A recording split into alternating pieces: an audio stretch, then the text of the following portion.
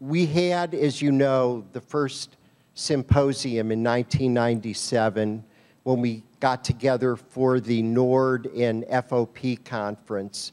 Then we met in 1999 in Seattle. We've talked about that earlier. As we became more knowledgeable about transverse myelitis and the other neuroimmunologic disorders, we learned about really young children who get transverse myelitis like Parker, and even younger than that. There are children as young as 4 months old who get transverse myelitis, and it's totally heartbreaking to go through this experience with parents. So we started seeing more and more children getting these disorders, and while we understood the importance of bringing people together as we're doing this weekend, we also understood that children and families had very special needs that we really weren't meeting by bringing them together in this kind of a workshop.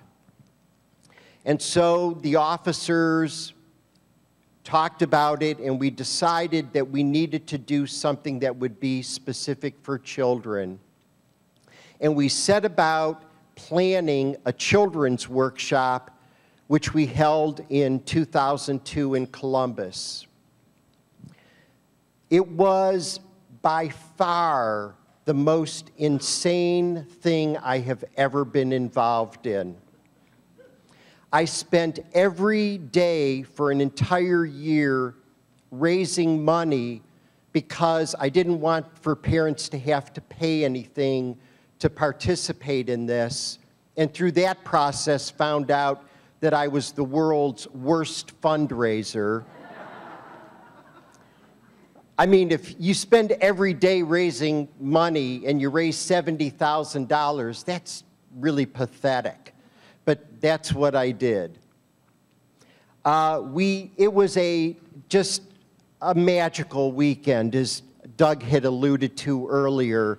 We brought all of our medical advisory board doctors in. We had pediatric specialists from Children's Hospital in Columbus.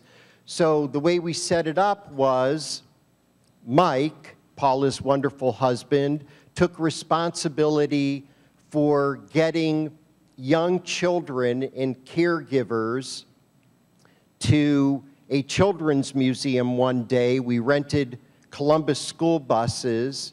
We took the young kids to a children's museum and the next day to the Columbus Zoo. And then we had an adaptive recreation program put together through the City of Columbus and Children's Hospital.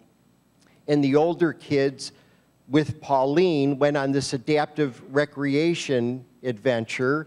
And then we had the parents locked in a room for 3 days and did the same kind of education that we did over the weekend. It was phenomenal. It was so emotional, and it was so informative, and it was totally insane. I remember standing on Friday night addressing the parents and thinking about all of the logistics that were, I mean, the kids were having to get medication and having the meds taken on the bus with Mike, and finding a place at the zoo where the kids could be cathed. And I mean, the arrangement, the logistics of this were, I mean, you're doing this at camp and we were doing this, you know. So I'm standing on Friday night addressing the parents and the families and thinking about what this weekend was going to be. And I actually said out loud, oh my God, how are we going to do all of this? Which parents don't want to hear. So it was phenomenal. But when it was over, Pauline said to me, Sandy, what an awesome thing you did, and you will never do it ever again. But it was so important to do, and it was so obviously beneficial for these families and for these kids, most of whom were meeting another child with transverse myelitis for the first time, that we said we have to repeat this. We just have to be able to do this again. So I found a group of parents who were interested in making this happen, and they went about a search to find a camp. I said, what we need to do is find a camp that's in the business of doing what we tried to do on that weekend. Bring all these families together. I mean, we went through all of our needs. We wanted all the families to participate as a group because we understand this disorder doesn't just affect an individual. It affects an entire family. As you so aptly saw, I mean, I feel like I'm addressing the Lazeri family and the 3 other people who are here tonight.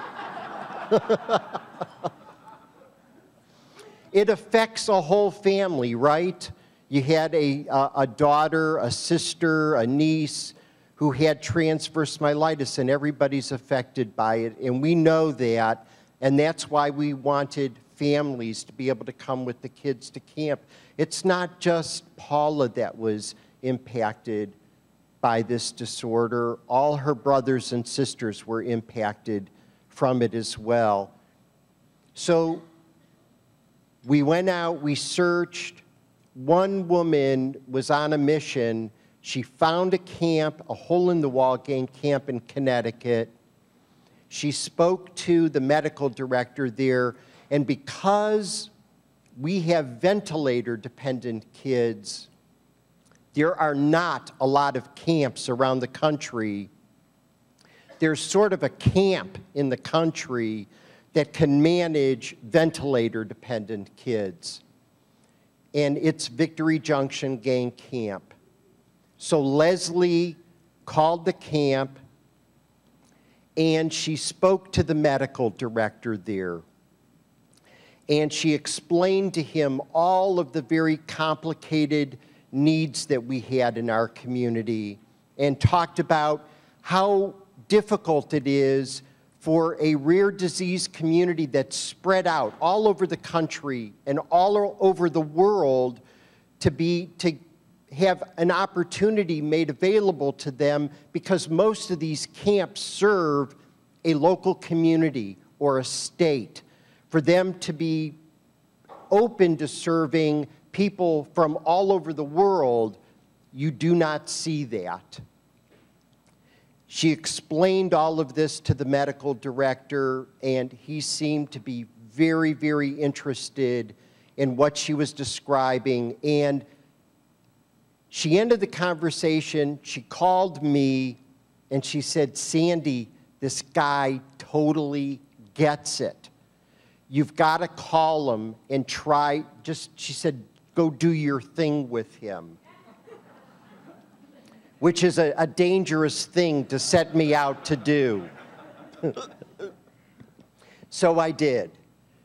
I called the medical director and I did my thing, and the vibe was from the very beginning that this guy totally got it. So he went to the other members of his board, the other directors who run the camp, and he advocated for the Transverse Myelitis Association community. And it was an evening after I came home from work one day, and I got a telephone call from Leslie, and she said, "Sandy, they're bringing us to camp."